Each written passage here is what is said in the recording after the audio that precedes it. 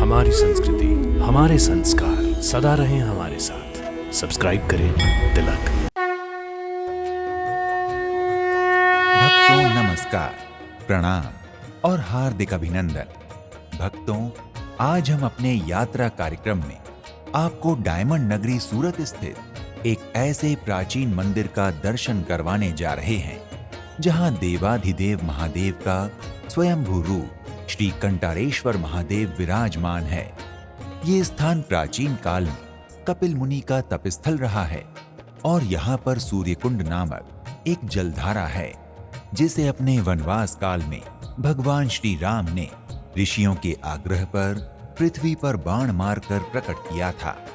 आपको ये बता दूं, ये कंटारेश्वर महादेव का मंदिर है वो ऐतिहासिक है और अपने नर्मदा पुराण में सूरत नर्मदा पुराण में उसका नाम में परिचित हुआ है। भक्तों, कंटारेश्वर महादेव मंदिर भारत के गुजरात राज्य के सूरत महानगर के कतारगाम इलाके में नदी के तट पर स्थित है। ताप्ती नदी के तट पर भगवान शिव के कई प्राचीन और ऐतिहासिक मंदिर हैं। उन मंदिरों में कंटारेश्वर महादेव मंदिर को सबसे पुराना माना जाता है। भक्तों, श्री कंटारेश्वर महादेव मंदिर का इतिहास बहुत पुराना है। कहा जाता है कि जिस स्थान पर कंटारेश्वर महादेव का मंदिर है, प्राचीन काल में यहाँ घना जंगल था। ये जंगल स्थानीय गायों के लिए चारागाह था, जहाँ आसपास के ग्वाले अपनी गायों को चराने के लिए आया करते थे। यहाँ चरने वाली गायों में एक गाय ऐसी थी जिसके मंदिर वाले स्थान पर पहुंचते ही स्तन से स्वतः दूध निकलने लगता था। शाम को घर पहुंचने पर जब उस गाय का मालिक उसे दूहने जाता तो गाय के स्तन से दूध नहीं निकलता। इससे गाय के मालिक को लगने लगा कि शायद कोई मेरी गाय का दूध चोरी करता है। उसने गाय चराने वाले ग्वाले से इस बात की शिकायत की। तब ग्वाले ने गाय का पीछा करना शुरू किया। पीछा करने के बाद उसने देखा कि जंगल पहुंचकर वो गाय अन्य गायों से अलग हो गई। जैसे ही वो एक विशेष स्थान पर पहुंची तो उसके स्तन से दूध की धार बहने लगी।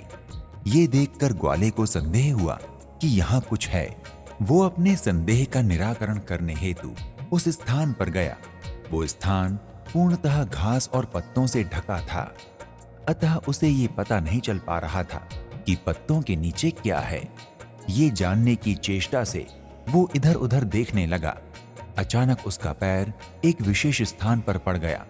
पैर पड़ते ही वहां से एक भयंकर और अलौकिक आवाज आई, जिसे सुनकर वो गाय भड़क गई और ग्वाला गिर गया।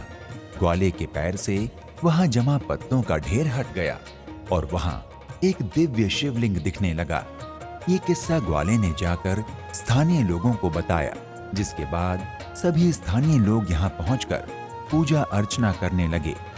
आज वही शिवलिंग कंटारेश्वर महादेव के नाम से इस स्थान पर विराजमान है। और ये नाम जो है कंटारेश्वर महादेव के कांटाला सा झाल में थी, ये जहाँ के विस्तार में जंगल में था, इसको नाम पड़ा कंटारेश्वर महादेव। भक्तों, कंटारेश्वर महादेव नाम होने का प्रमुख कारण ये है कि प्राचीन काल में ये स्थान कंटीले यानी कांटों वाले पेड़ों का जंगल था। कांटों को गुजराती में कंटार कहा जाता है। कंटार वन में स्थित होने के कारण यहाँ विराजमान भगवान महादेव के शिवलिंग को कंटारेश्वर महादेव कहा जाता है।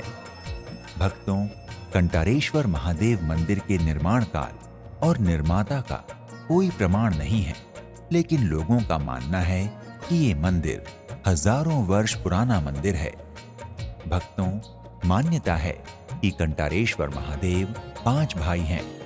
कंटारेश्वर महादेव में आप जो लिंग देख रहे हैं उसके 5 भाइयों हैं। सबका नाम क से ही शुरुआत होता है। कंटारेश्वर एक ही है, सूरत में है। केदारेश्वर है, एक बारडोली के नज़दीक में है। कदमेश्वर है, वो अपना बालपुर व्यारा में है, तीसरा भाई उसका वहाँ है। चौथा भाई है कनकेश्वर, वो कणाव में है। और कपिलेश्वर वो धौला पिपला के नवसारी के पास में है, उसका 5 भाइयों है। हर श्रावण मास में सब लोग एक दिन यहाँ से शुरुआत करिए, पूरे दिन में 5 भाइयों का दर्शन करके उसको वो अपने जीवन का सब प्रफुल्लित मान रहे हैं। भक्तों, कंटारेश्वर महादेव के प्रमुख मंदिर के गर्भगृह में भगवान हिरण्यगर्भ अर्थात कंटारेश्वर महादेव का दिव्य स्वयंभू शिवलिंग विराजमान है और उन्हीं के समीप माता पार्वती की प्रतिमा भी विराजमान है। भक्तों, कंटारेश्वर महादेव मंदिर का परिसर बहुत ही सुंदर एवं शांति की अनुभूति देने वाला है। यहाँ कंटारेश्वर महादेव के अतिरिक्त महादेव के प्रिय सेवक एवं वाहन नंदी जी की भी प्रतिमा विराजमान है। इन्हीं के साथ एक और भगवान गणेश, ब्रह्मा जी, सूर्य नारायण भगवान, हनुमान जी, विष्णु जी एवं कपिल मुनि जी की प्रतिमा भी विराजमान है। मंदिर की दीवारों पर ऊपर की ओर भोलेनाथ की लीला की सुंदर चित्रकारी की गई है, जो दिखने में अत्यधिक मनमोहक प्रतीत होती है। परिसर में भोलेनाथ का एक और छोटा सा मंदिर है, जहां भक्त महादेव का दर्शन पूजन करते हैं। मंदिर का शिखर एवं संपूर्ण मंदिर की वास्तुकला किसी का भी मन मोह लेने वाली प्रतीत होती है। ये वास्तुकला मंदिर की भव्यता एवं पौराणिकता का प्रत्यक्ष प्रमाण है। भक्तों, श्री कंटारेश्वर महादेव मंदिर के पास दाहिनी ओर एक कुआं है। ये कुआं सूर्य कुंड के नाम से विख्यात है। मान्यता है कि सूर्य की प्रथम किरण इस कुंड में पड़ती है। इस कुंड के बारे में कहा जाता है कि इस कुंड को भगवान श्री राम ने कपिल मुनि के आग्रह पर पृथ्वी पर अपने बाण का प्रहार करके बनाया था। इस कुंड से जुड़ी एक कथा के अनुसार त्रेता युग में यहाँ घना जंगल था, जो तपस्वियों को रुचिकर था। उस समय कपिल मुनि कई ऋषियों मुनियों के साथ यहाँ तपस्या कर रहे थे। वनवास के दौरान एक दिन भगवान श्री राम अपने भाई लक्ष्मण के साथ यहाँ पधारे। कपिल मुनि ने अपने तपोबल से भगवान श्री राम और लक्ष्मण के दैवीय स्वरूप को पहचान लिया। अतः उन्होंने भगवान श्री राम से आग्रह किया कि प्रभु, हम तपस्वी ऋषियों के लिए यहाँ जल का अत्यधिक संकट है, अतः आप कृपा करके हमारे लिए किसी जल स्रोत का निर्माण कर दें, तो हम पर आपकी बड़ी कृपा होगी।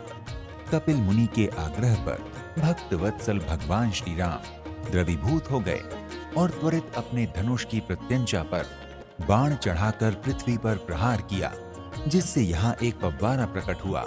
किंतु ये फव्वारा तीव्रता से ऊपर की ओर जा रहा था। तब कपिल मुनि ने प्रभु से कहा कि प्रभु, ये जल ऊपर जा रहा है, अतः ये हम ऋषियों के किसी काम का नहीं है। कृपा कर व्यवस्थित जल स्रोत का उपक्रम प्रदान करें।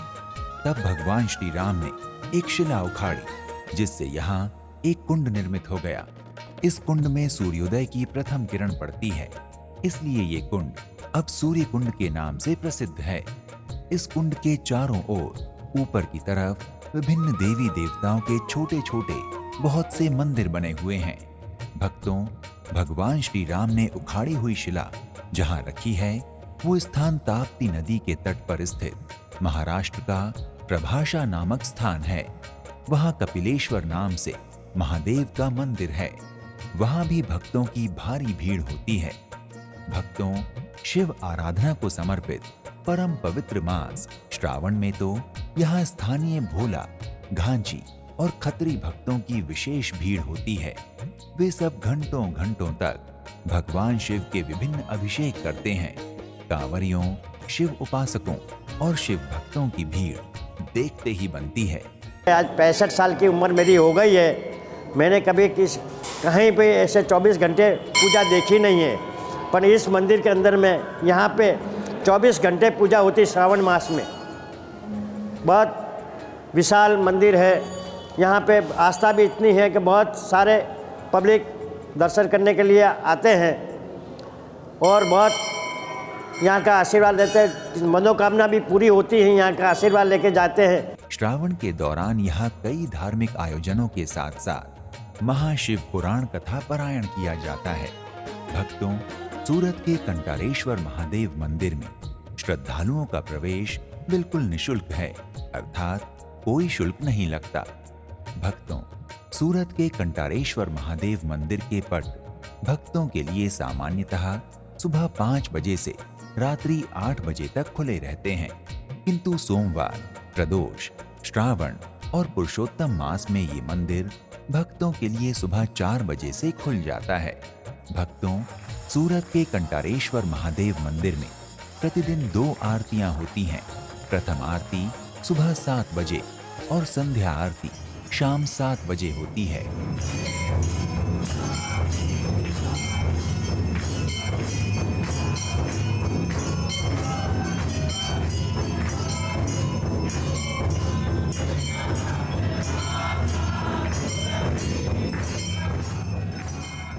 भक्तों, अगर आप सूरत के कंटारेश्वर महादेव मंदिर की यात्रा के बारे में विचार कर रहे हैं, तो आप यहाँ की यात्रा किसी भी समय कर सकते हैं।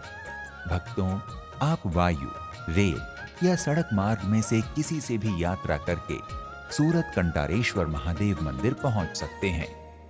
भक्तों, अगर आप सूरत के कंटारेश्वर महादेव मंदिर की यात्रा हवाई जहाज द्वारा करना चाहते हैं, तो निकटतम हवाई अड्डा सूरत अंतर्राष्ट्रीय एयरपोर्ट मगदल्ला है। एयरपोर्ट से आप कैब द्वारा कंटारेश्वर महादेव मंदिर आसानी से पहुंच सकते हैं।